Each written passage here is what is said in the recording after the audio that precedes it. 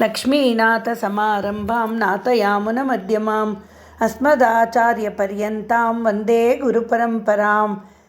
ಶ್ರೀ ಪಾದುಕಾ ಸಹಸ್ರ ಸಮಾಖ್ಯಾ ಪದ್ಧತಿ ಪದ್ಯ 29. ನಾನು ವಸುಧಾ. ಎಲ್ಲರಿಗೂ ನಮಸ್ಕಾರ. 29ನೇ ಪದ್ಯ ಹೀಗಿದೆ. ವಿಂಧ್ಯಸ್ತಂಭಾದವಿಹತಗತೇರ್ವಿಶ್ವಗಾಚಾಂತ ಸಿಂಧೋಃ ಕುಂಭೀಸೂನೋರಸುರಕಬಳಗ್ರಾಸಿನಃ ಸ್ವೈರಭಾಷಾ ನಿತ್ಯಂ ಜಾತಾ ಶಠರಿಪುತನೋರ್ನಿಷ್ಪತಂತೀ ಮುಖಾತ್ತೇ ಪ್ರಾಚೀನಾನಾಂ ಶ್ರುತಿಪರಿಷದಾಂ ಪಾದುಕೆ ಪೂರ್ವಗಣ್ಯ.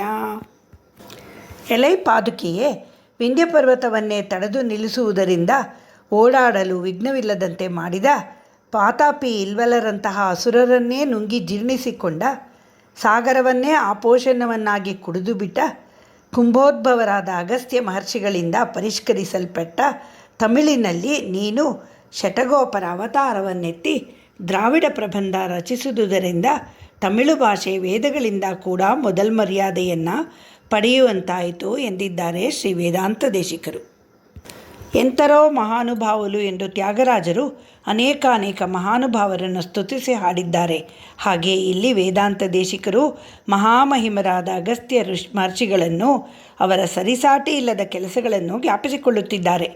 ಸಪ್ತರ್ಷಿಗಳಲ್ಲಿ ಒಬ್ಬರಾದ ಅಗಸ್ತ್ಯರು ಅದಿತಿ ಕಶ್ಯಪರ ಪುತ್ರರಾದ ಮಿತ್ರಾವರುಣ ಊರ್ವಶಿಯರ ಪುತ್ರ. ಕುಂಭೋದ್ಭವರು ಅಂದರೆ ಟೆಸ್ಟ್ ಟ್ಯೂಬ್ ಬೇಬಿ. ಪುರಾಣಗಳಲ್ಲಿ ಈ ಕಥೆ ಸಿಗುತ್ತದೆ. ಶ್ರೀಮದ್ ರಾಮಾಯಣದಲ್ಲಿ ಸಹ ಅಗಸ್ತ್ಯ ಋಷಿಗಳು ಆಶ್ರಮಕ್ಕೆ ಬರುವಾಗ ಶ್ರೀರಾಮನು ಲಕ್ಷ್ಮಣನಿಗೆ ಸೀತೆಗೆ ಅಗಸ್ತ್ಯರ ಮಹಿಮೆಯನ್ನು ಹೇಳುತ್ತಾ ಹೋಗುತ್ತಾನೆ. ಜನರಿಗೆ, ಋಷಿಮುನಿಗಳಿಗೆ ನಾನಾ ರೀತಿಯ ಹಿಂಸೆ ಕೊಡುತ್ತಿದ್ದ, ಪೀಡಿಸುತ್ತಿದ್ದ ವಾತಾಪಿ ಎಂಬ ರಾಕ್ಷಸನನ್ನು ನುಂಗಿ ಆಪೋಷಣ ತೆಗೆದುಕೊಂಡ ಅವನ ಸೋದರ ಇಲ್ವಲನನ್ನು ಕಣ್ಣನೋಟದಿಂದಲೇ ಸುಟ್ಟು ಭಸ್ಮ ಮಾಡಿದ ಮಹಾ ತಪಸ್ವಿಗಳು ಅಗಸ್ತ್ಯರು. ಉತ್ತರ ಮತ್ತು ದಕ್ಷಿಣ ಭಾರತದ ಮಧ್ಯೆ ಇರುವ ಸುಮಾರು 1000 ಕಿಲೋಮೀಟರ್ಗಳಷ್ಟು ಉದ್ದ ಇರುವ ವಿಂಧ್ಯ ಪರ್ವತವು ಒಂದೇ ಸಮನೆ ಎತ್ತರಕ್ಕೆ ಬೆಳೆಯುತ್ತಿರುವಾಗ ಅದನ್ನು ಜಾಣತನದಿಂದ ತಡೆದು ನಿಲ್ಲಿಸಿದ ಕೀರ್ತಿ ಅಗಸ್ತ್ಯರಿಗೆ. ಶ್ರೀಮದ್ ರಾಮಾಯಣ ಅರಣ್ಯಕಾಂಡದಲ್ಲಿ ಇವರ ವಿಷಯ ಬರುತ್ತೆ. ಪಂಚವಟಿಯ ಅಂದರೆ ಈಗಿನ ನಾಸಿಕದ ಹತ್ತಿರ ಇರುವ ಬಹು ವಿಸ್ತಾರವಾದ ಆಶ್ರಮದ ವರ್ಣನೆ ಶ್ರೀ ವಾಲ್ಮೀಕಿ ರಾಮಾಯಣದಲ್ಲಿದೆ.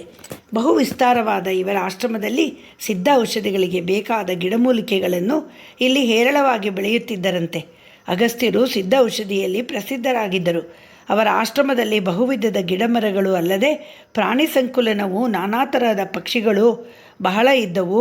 ರಾಕ್ಷಸರು ಅಗಸ್ತ್ಯಾಶ್ರಮದ ಹತ್ತಿರ ಸುಳಿಯಲೂ ಹೆದರುತ್ತಿದ್ದರಂತೆ. ಇಂತಹ ಪ್ರಶಾಂತ ಸುಂದರ ಸಾರ್ಥಕ ಆಶ್ರಮದಲ್ಲಿ ಶ್ರೀರಾಮಚಂದ್ರ ಸೀತಾಲಕ್ಷ್ಮಣ ಸಮೇತ ಇವರನ್ನು ಭೇಟಿಯಾಗಿ ಇವರ ಪಾದಗಳಿಗೆ ವಂದಿಸುತ್ತಾನೆ. ರಾಮನ ಆಗಮನದಿಂದ ಬಹಳ ಸಂತೋಷಗೊಂಡ ಅಗಸ್ತ್ಯ ಋಷಿಗಳು ರಾಮ ಸೀತೆಯರನ್ನು ಬಹುವಿಧವಾಗಿ ಉಪಚರಿಸಿ ರಾಮನಿಗೆ ಇಂದ್ರನು ಮರಳಿಸಿದ ರಾಮ ಪರಶುರಾಮನಿಂದ ಪಡೆದ ವೈಷ್ಣವ ಧನುಸ್ಸನ್ನು, ಇಂದ್ರನಿಂದ ದೊರೆತ ಅಕ್ಷಯ ತೂಣೀರಗಳನ್ನು, ಬಾಣಗಳನ್ನು ರಾಮಲಕ್ಷ್ಮಣರಿಗೆ ಕೊಡುತ್ತಾರೆ. ಮುಂದೆ ಲೋಕ ಕಲ್ಯಾಣಕ್ಕಾಗಿ ಸೀತಾಪಹರಣ ಆಗುವುದೆಂದು, ರಾಮರಾವಣರ ಯುದ್ಧ ಆಗುವುದೆಂದು ಅಗಸ್ತ್ಯರಿಗೆ ಚೆನ್ನಾಗಿ ತಿಳಿದಿತ್ತು. ಆದ್ದರಿಂದ ಅವರು ಈ ಬಿಲ್ಲು ಬಾಣಗಳನ್ನು ರಾಮನಿಗೆ ಕೊಟ್ಟು ಮುಂದೆ ಹೋಗಿ ಪಂಚವಟಿಯಲ್ಲಿ ನೆಲೆಸುವಂತೆ ಹೇಳುತ್ತಾರೆ. ಅಗಸ್ತ್ಯರು ಅವರ ಹೆಂಡತಿ ವಿದರ್ಭ ರಾಜಕುಮಾರಿ ಲೋಪಾಮುದ್ರೆಯು ಋಗ್ವೇದದ ಅನೇಕ ಋಕ್ಕುಗಳನ್ನು ರಚಿಸಿದ್ದಾರೆ ಎಂದು ಜನ ಹೇಳುತ್ತಾರೆ. ಇಂತಹ ಮಹರ್ಷಿಯು ಮುಂದೆ ರಾಮರಾವಣರು ನೇರ ಯುದ್ಧ ಮಾಡುತ್ತಿರುವಾಗ ರಾಮ ಅದೆಷ್ಟು ಬಾರಿ ಬಾಣ ಬಿಟ್ಟರೂ ರಾವಣನ ತಲೆಗಳು ಒಂದೊಂದಾಗಿ ಉರುಳಿ ಮತ್ತೆ ಕಾಣಿಸಿಕೊಳ್ಳುತ್ತಿದ್ದೇವೆ ವಿನಃ ರಾವಣನ ವಧೆ ಆಗಿರಲಿಲ್ಲ. ಒಮ್ಮೆ ರಾವಣ ರಾಮಬಾಣದಿಂದ ಮೂರ್ಛಿತನಾದಾಗ ಅವನ ಸಾರಥಿ ಯುದ್ಧಭೂಮಿಯಿಂದ ರಾವಣನನ್ನು ದೂರ ಕರೆದೊಯ್ಯುತ್ತಾನೆ. ಆಗ ಇದೇ ಸಮಯವೆಂದು ಅಗಸ್ತ್ಯರು ರಾಮನ ಬಳಿಗೆ ಧಾವಿಸಿ ಬಂದು, ರಾಮ, ನೀನು ನಿನ್ನ ಕುಲದೈವವಾದ ಸೂರ್ಯನನ್ನು ಆರಾಧಿಸು, ನೀನು ಜಯಶೀಲನಾಗುತ್ತೀಯಾ ಎಂದು ಆದಿತ್ಯ ಹೃದಯವನ್ನು ಬೋಧಿಸಿದರು. ಆಗ ಶ್ರೀರಾಮನು ಅಗಸ್ತ್ಯರು ಹೇಳಿದಂತೆ ಆಚಮನ ಮಾಡಿ ಅಗಸ್ತ್ಯರ ಆದೇಶದಂತೆ ಆದಿತ್ಯ ಹೃದಯವನ್ನು ಹೇಳುತ್ತಾನೆ. ನಂತರ ಮತ್ತೆ ರಾವಣ ಯುದ್ಧಕ್ಕೆ ಬಂದಾಗ ನಿರಾಳ ಮನಸ್ಸಿನಿಂದ ರಾಮ ರಾವಣನನ್ನು ಎದುರಿಸುತ್ತಾನೆ. ಘನಘೋರ ಯುದ್ಧ ನಡೆಯುತ್ತಿರುವಾಗ ಇಂದ್ರನ ಸಾರಥಿಯಾದ ಮಾತಲಿಯು ಇವನ ರಥವನ್ನು ಓಡಿಸುತ್ತಿದ್ದು ಶ್ರೀರಾಮಚಂದ್ರನಿಗೆ, ನೀನು ಯಾರೆಂದು ಮರೆತು ಬಿಟ್ಟೆಯಾ ಶ್ರೀರಾಮ? ನೀನು ಏಕೆ ರಾವಣನ ಬಾಣಗಳಿಗೆ ಅನುವರ್ತಿಸುತ್ತಿದ್ದೀಯಾ? ನೀನು ಬ್ರಹ್ಮಾಸ್ತ್ರದಿಂದ ಅವನನ್ನು ಹೊಡೆ ಎಂದು ಜ್ಞಾಪಿಸುತ್ತಾನೆ.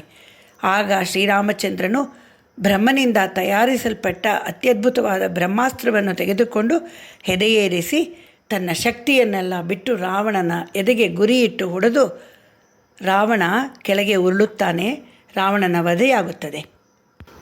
ಹೀಗೆ ಅಗಸ್ತ್ಯರ ಮಹಿಮೆಯು ಅನೇಕ ಪುರಾಣಗಳಲ್ಲಿಯೂ ಹಾಗೂ ರಾಮಾಯಣದಲ್ಲಿಯೂ ಮಹಾಭಾರತದಲ್ಲಿಯೂ ಅನೇಕ ಕಡೆ ಬರುತ್ತದೆ.